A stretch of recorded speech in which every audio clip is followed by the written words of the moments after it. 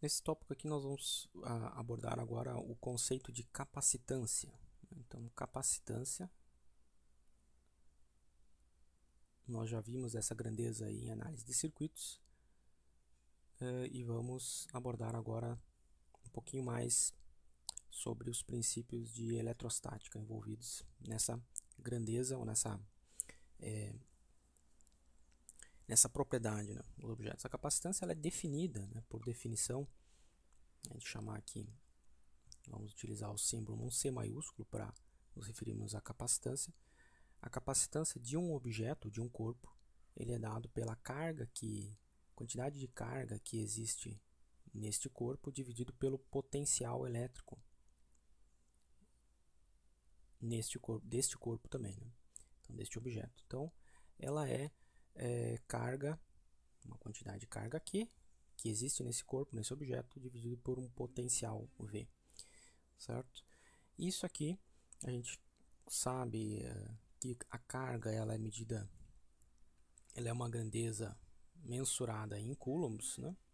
Quantidade de carga, e o potencial é medido em volts, potencial elétrico medido em volts. Essa unidade coulomb por volt, então ela define uma capacitância, por definição ela representa uma capacitância, e é atribuída uma nova unidade, foi criada uma nova unidade, que é a unidade farad, para equivalente a essa grandeza coulomb por volt. A gente não utiliza, não é usual, nós nos referimos a um capacitor de 10 milicoulombs por volt, e sim 10 milifarad, né? É a unidade equivalente. Então a gente tem que uma capacitância de 1 farad, né?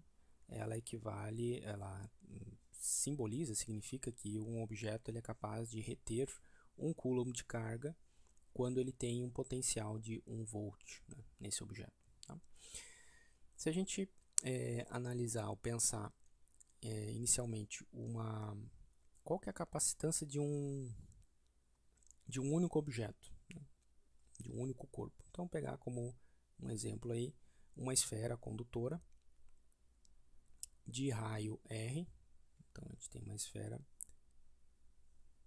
com raio R e nessa esfera existe uma carga Q acumulada, né? A esfera condutora, essa carga se distribui uniformemente. Nós vimos que o potencial da esfera,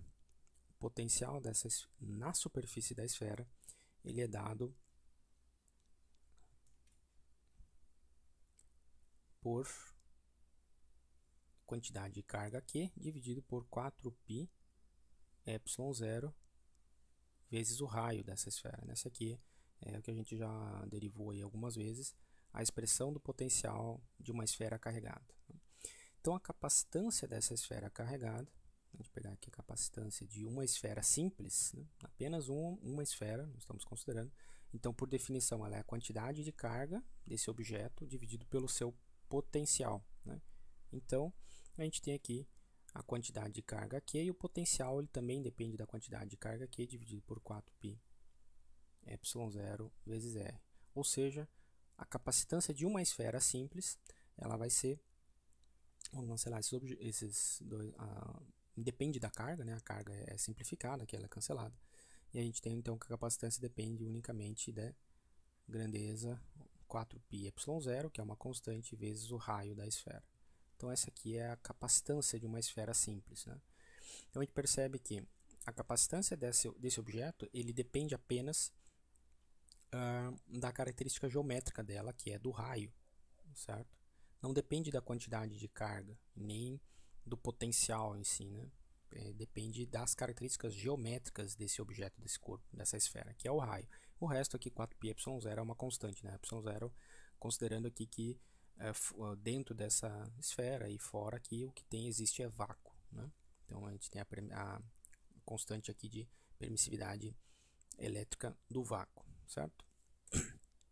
Se a gente pegar agora, então, essa expressão aqui e vamos tentar, vamos ver alguns valores de raio aí, né? Por exemplo, qual que é o raio necessário, se a gente fizesse o seguinte exemplo, qual que é o raio necessário para obter uma capacitância de 1 farad, né? Que é o padrão aqui, da unidade de capacitância, né, o farad. Então, colocando aqui nessa expressão, a gente teria aqui, para ter o raio, para ter uma capacitância de 1 farad, seria 1 farad dividido por 4πε0, certo? Isso aqui, então, 1 sobre 4πε0 é igual à constante de Coulomb, lá, por definição, que é 9 vezes 10 na 9. Né? Então, isso aqui, ó, já em metros, este valor precisaria de uma esfera de um raio de 9 bilhões de metros para que essa esfera tenha uma capacitância de 1 farad. Né? Então, isso aqui a gente tentar aqui representar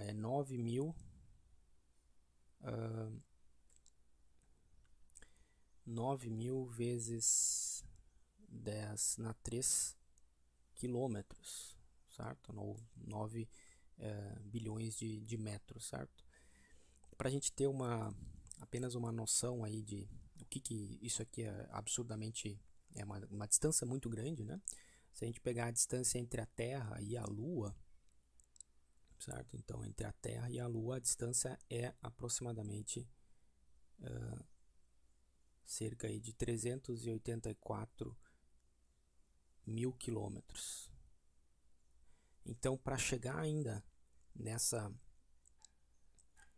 distância aqui, nesse raio, a gente precisaria de uma esfera, né? Seria necessário uma esfera com isso aqui, ainda a gente tem que multiplicar por mais ou menos 23, certo? Vezes a distância entre a Terra e a Lua, para conseguir uma esfera com esse raio aqui, né?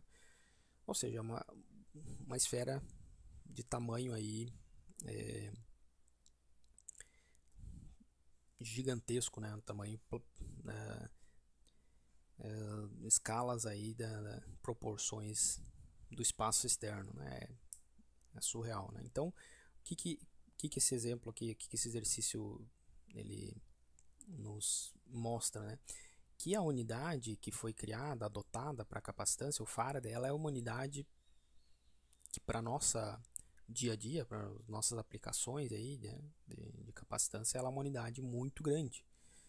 Ou seja, ela refere-se aí a uma grandeza muito grande. Então, para conseguir 1 coulomb de carga em 1 volt, né, ela é uma unidade que foi definida aí como uma unidade muito grande. Então, a gente vai ter muito mais, mas ela continua sendo utilizada, né, porém, só que com os submúltiplos dela aí na ordem de micro, nano ou picofarad, né? Ou seja, 10 na menos 6, 10 na menos 9, 10 na menos 12 farads, ou seja, várias ordens de grandeza menores, né? Só como um exemplo.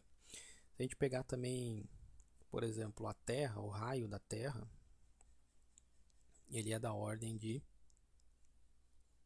do planeta Terra, né? De 6.400 quilômetros, certo?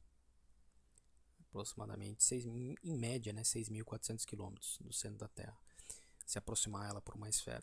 E aí, então, considerando a Terra como uma esfera condutora, né, razoavelmente ela é uma boa condutora, né, a Terra é um bom condutor, então a gente tem uma capacitância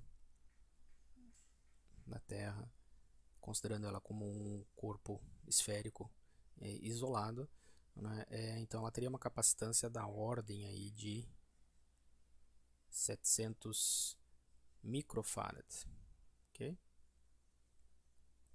Só para a gente ter uma ideia de grandezas, então de uma capacitância de um único objeto, de um corpo isolado, nesse caso aqui uma esfera, né? E se a gente pegar uma outra esfera de um raio de 1 centímetro, então ela vai ter uma capacitância da ordem de picofarad, né? Então uma capacitância aqui vai ser da ordem de aproximadamente 1,11 picofarad, ou seja, 1,11 vezes 10 na menos 12 farads, certo? Então uma esfera condutora com um raio de 1 centímetro, ela por si só, né, dependendo apenas dessa característica geométrica dela, que é o raio, ela vai ter uma capacitância de aproximadamente aí cerca de, né, 1,1 picofarad. Okay? Então a capacitância é a capacidade que o objeto, o corpo, tem de acumular carga. Ela representa a quantidade de carga que existe por unidade de potencial elétrico desse objeto, desse corpo. Né? Agora, se nós considerarmos dois objetos, certo? Então, com dois objetos presentes, um na presença de outro, um interferindo então nas características do outro. Então, com dois corpos ou objetos, se a gente imaginar, então aqui uma esfera, duas esferas condutoras aí, né? Enfim, não precisam ser idênticas, mas nada disso. Uma carregada com cargas negativas e outra carregada com cargas positivas. Essa esfera aqui eu vou chamar a esfera A e uma esfera B. Né? Se a gente quiser saber qual que é a capacitância da esfera B, né, por essa definição, a capacitância da esfera B, ela vai ser a carga, vamos chamar aqui uma carga mais que existe nessa esfera, dividido pelo potencial da esfera B, vamos chamar potencial da esfera B. Só que o potencial da esfera B, vamos pensar primeiro o caso, que se a esfera A não existe, né, se a esfera A ela não existe aqui nesse espaço, então o potencial da esfera B, na esfera B, ela é determinado por aquela expressão do potencial de uma esfera isolada. Né? Agora, com a presença da esfera A, né, para eu acrescentar mais cargas, né, aqui, a gente viu que o potencial que a esfera A produz, ela tem um potencial, como ela tem cargas negativas, ela tem um potencial negativo zero. A esfera B, como ela tem cargas positivas, ela tem um potencial elétrico, né, que o valor, a magnitude dela é maior que zero, é positivo. Então o potencial, né, na superfície aqui, dessa esfera B, ela agora, nesse ponto aqui, vamos chamar, o potencial total nesse ponto, ela é influenciado pelas duas esferas, então depende de B e depende de A. Então esse potencial aqui, né, para a capacitância de B, quando existe um outro objeto, um outro corpo próximo, né, ele é influenciado, a capacitância de B, agora ele não depende apenas unicamente da sua existência, desse objeto, né? Ele depende também desse outro objeto aqui, por quê? O que está influenciando? O que esse corpo A ele altera no corpo B? Ele altera o potencial em B, né? Porque o potencial, por exemplo, nesse ponto, ele vai ser dado pela interação dos dois potenciais, né? A sobreposição, né? A gente tem o potencial de B mais o potencial de A. Então, quando existem dois corpos juntos, a gente tem aí uma interferência, né? E nesse caso aqui, por exemplo, o potencial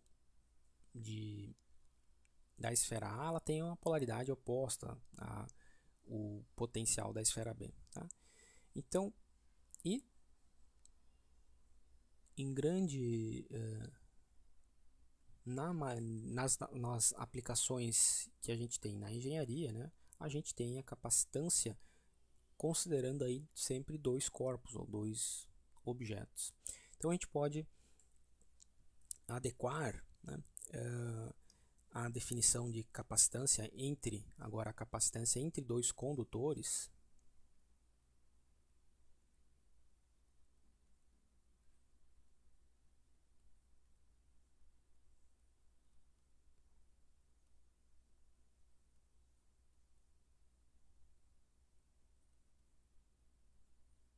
para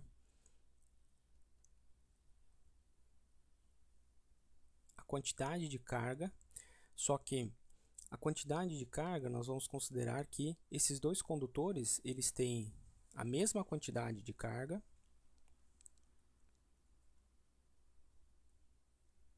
com mesma quantidade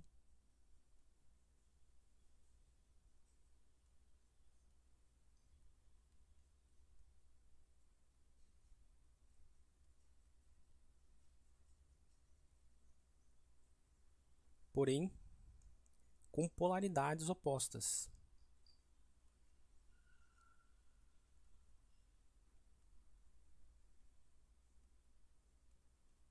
Certo? E a gente obter dois corpos com exatamente a mesma quantidade de cargas e polaridades opostas, pode parecer que isso seria um caso muito particular, muito especial, né? A gente obter dois corpos, dois objetos exatamente com a mesma quantidade de cargas, mas polaridades opostas, mas não é um caso assim tão raro, tão especial. Por quê?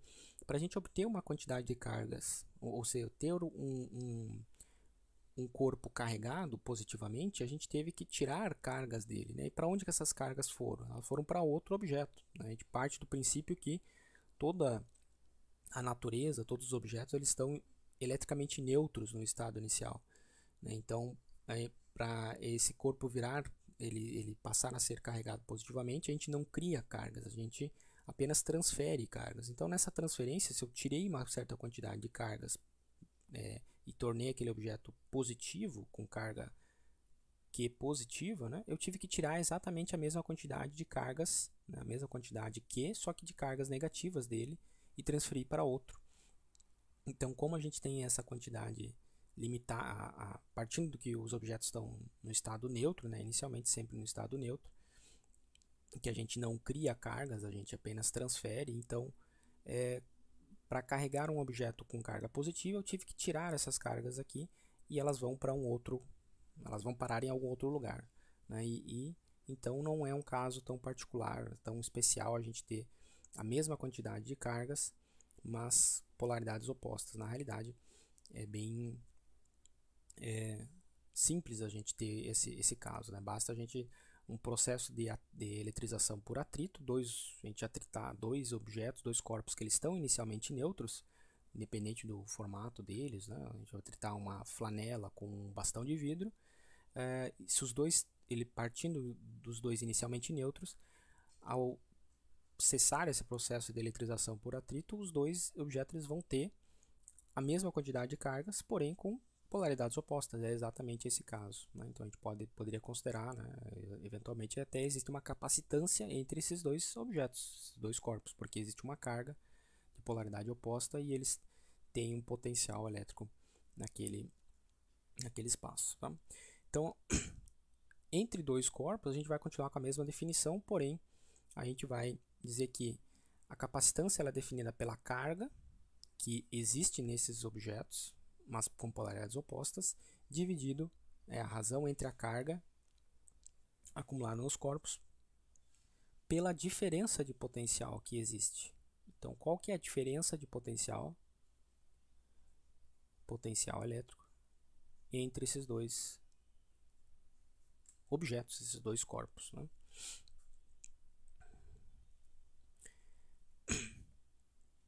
Então, se a gente pegasse esse exemplo aqui de duas esferas, né, a capacitância desses dois objetos juntos, né, então a gente tem uma capacitância C, ela vai ser dada pela quantidade de cargas que existe, assumindo, então, presumindo que a quantidade de cargas no corpo A ele seja igual intensidade que no corpo B, mas de polaridade oposta. E aí, qual que é a diferença de potencial que existe entre esses dois objetos, ou seja, uma diferença de potencial entre o VB menos o VA, por exemplo. Certo? E isso aqui é a definição de capacitância. Então, qual a quantidade de cargas por unidade de potencial que nesse caso aqui, dois objetos carregados, eles conseguem acumular.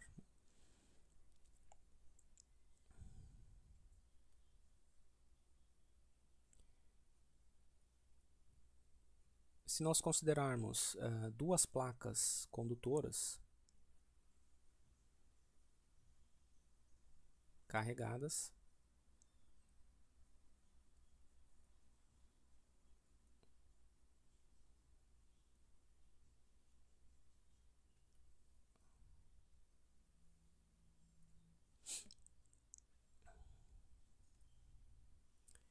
Então aqui digamos que nós temos uma placa com carga mais Q, que pode ser escrita aí como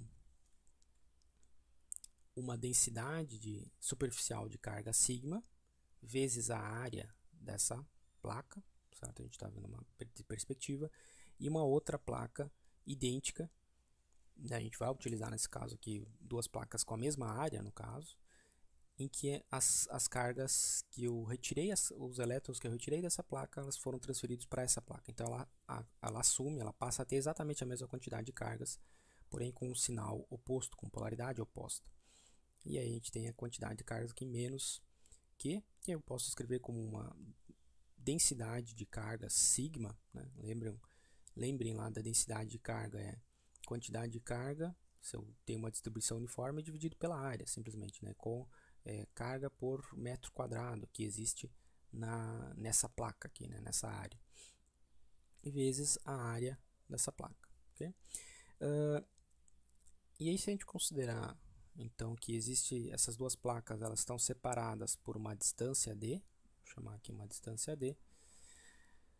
Nós já vimos anteriormente que o campo elétrico criado por uma única placa, considerando uma placa de dimensões bordas aqui em dimensões laterais infinitas, o campo elétrico gerado por uma única placa, nós deduzimos lá atrás, em algumas aulas passadas, ele vai ser dado por sigma dividido por 2 epsilon0. Né?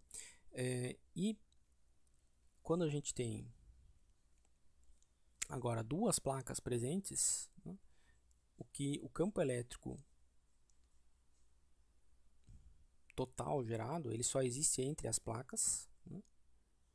Fora das placas aqui, como eles têm polaridades opostas, o campo é nulo, e o campo elétrico aqui dentro ele é uniforme e tem uma intensidade dado por sigma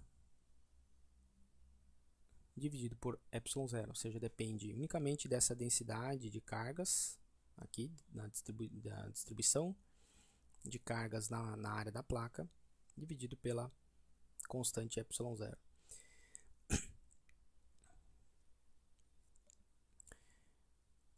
Então, pela definição de capacitância entre dois objetos, entre dois corpos, aí nós podemos considerar que a capacitância desses dois objetos juntos, certo?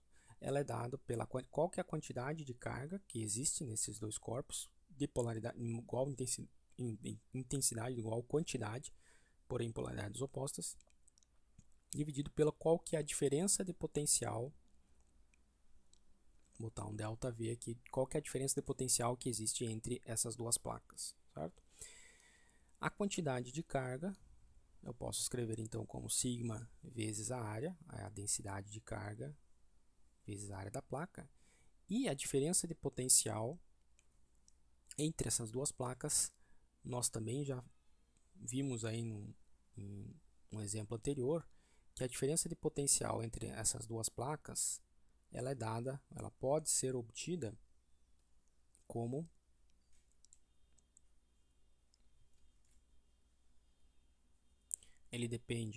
essa grandeza depende da intensidade do campo elétrico, que existe uniforme aqui entre as duas, vezes a distância, qual que é a distância de separação dessas duas placas. Então a diferença de potencial em volts, ela pode também ser escrita simplesmente como o campo elétrico, que existe aqui, a intensidade do campo elétrico entre essas duas placas, vezes essa distância, né?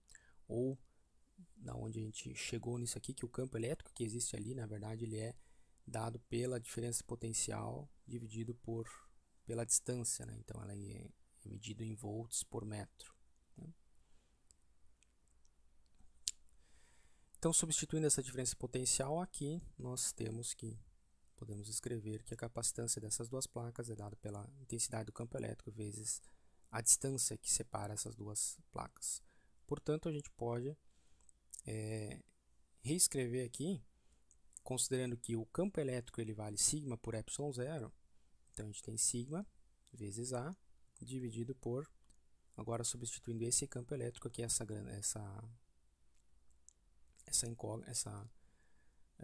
símbolo aqui pelo valor da intensidade do campo elétrico, sigma por epsilon0, vezes a distância. Então, cancela uma vez o sigma, e a gente obtém então que a capacitância depende de A, o ε0 passa para cima dessa expressão, para o numerador, dividido pela distância. Ou seja, a capacitância de duas placas paralelas, separadas de uma distância d, ela é dada pela área de uma das placas, certo? Não é a área somada das duas placas, já que a gente está considerando justamente dois objetos com a mesma carga, certo? Com a mesma área. Então, é a área que existe entre esses dois objetos. Aliás, a projeção, né? A área das placas em si, né? Vezes a permissividade do vácuo, ε0, que é uma constante, dividido pela distância que separa estas duas placas. Então, novamente a gente chega aqui a uma expressão, né, que a gente já tinha visto lá em circuitos também, que é que a capacitância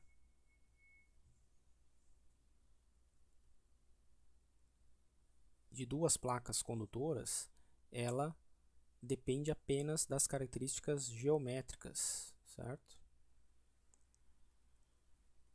Ou seja, das dimensões dessa placa, que definem a área dela, e da separação entre essas duas placas, que dá a distância d, né? Então, a capacitância ela não depende nem do qual que é o potencial que o capacitor, que essas duas placas existem entre elas, qual que é a carga que existe entre as duas. Na verdade, vai ser uma consequência, né, das características geométricas dessas duas placas. Se a gente pegar então um exemplo aqui também, vamos supor duas placas aí sobrepostas,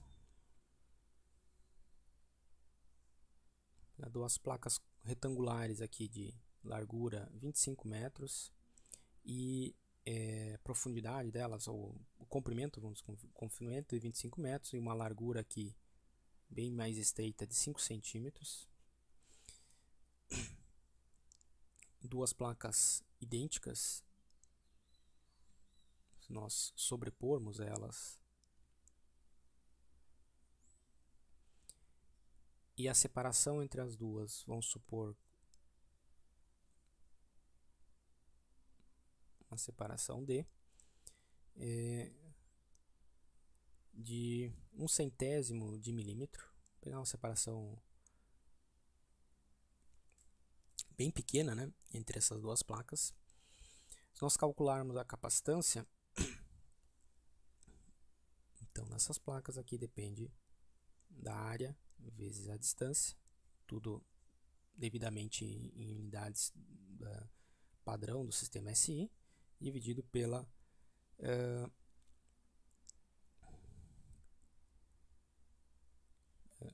área vezes a constante ε0 dividido pela distância, né?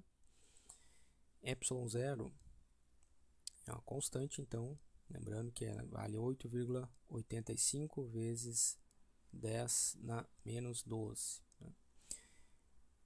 Então, a capacitância desse objeto aqui, a área é 25 metros vezes 5 centímetros vezes ε0 dividido pela distância, separação entre as duas placas, que é 0,01 vezes 10 na menos 3. E a gente obtém então que esse capacitor aqui construído com duas placas sobrepostas, né, ele tem um valor de aproximadamente 1,1 microfarad, certo?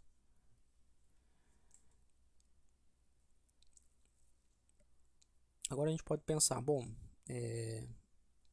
mas para obter um capacitor de placas paralelas, né, que a gente nos chama aí, com um comprimento de 25 metros, isso não é viável, não tem uma aplicação para isso. Na realidade, os capacitores que nós utilizamos em laboratório, comumente eles têm dimensões aí bem próximas ou até maiores, né, dessa ordem mesmo, porque essa, essa placa aqui condutora, né, ela tem relativamente estreita, 5 centímetros de largura e 25 metros de comprimento.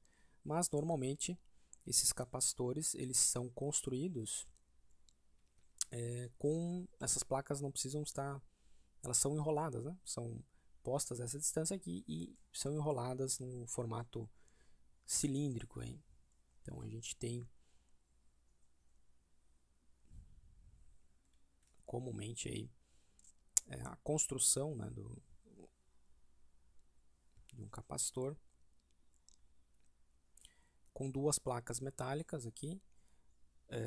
No caso a gente vai ver ainda que se existe algum dielétrico, e sempre é utilizado na realidade, né, um isolante entre essas duas placas para garantir que as duas placas estejam isoladas, né?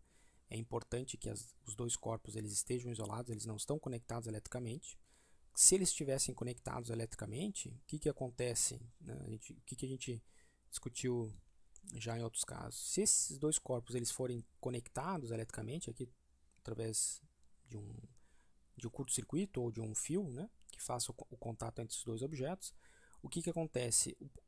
Qual que é a diferença de potencial entre os dois objetos? É nula, né? Não existe diferença de potencial, porque à medida quando nós conectamos dois condutores, dois corpos condutores, cada objeto desse se torna uma equipotencial. Eles são a mesma equipotencial, fazem parte da mesma superfície equipotencial, ou seja, não existe diferença de potencial. Então, VB, ou a diferença de potencial, é nula, né? Então,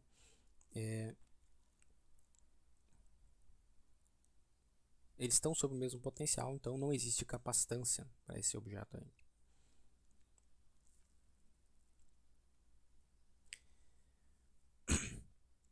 Então a construção do capacitor, né, comumente ela é nesse formato cilíndrico, as duas placas metálicas, duas placas condutoras, elas podem ter aqui vários metros de comprimento e elas são enroladas e empacotadas aí no encapsulamento cilíndrico, né? A gente tem aí vários exemplos comuns aí de capacitores utilizados em diversas aplicações, capacitor eletrolítico, né, ou seja, de capacitor de motor, enfim, todos eles têm esse formato cilíndrico. Não necessariamente eles vão ser cilíndricos, mas a maioria deles aí eles têm essa, para obter uma grande área das placas condutoras, eles vão estar enrolados para otimizar, aumentar essa área, né? E a gente vai ver ainda que quando existe a presença, então, não é vácuo que está separando os dois elementos, mas sim um dielétrico. Nós vamos ver o que é um dielétrico e definir, né? Então, a presença desse dielétrico ele muda, também interfere a capacitância. Ele possibilita que a distância entre as duas placas seja ainda menor, né? A presença dele possibilita, a gente pode aproximar as placas ainda mais, sem que elas entrem em contato, sem que elas estejam conectadas eletricamente. E ela também vai alterar o valor do campo elétrico dentro entre essas duas placas e aumentando, fazendo aumentar a capacitância para o mesmo tamanho, para a mesma área de placa, certo? Então isso aí é um tópico que a gente vai ver em seguida.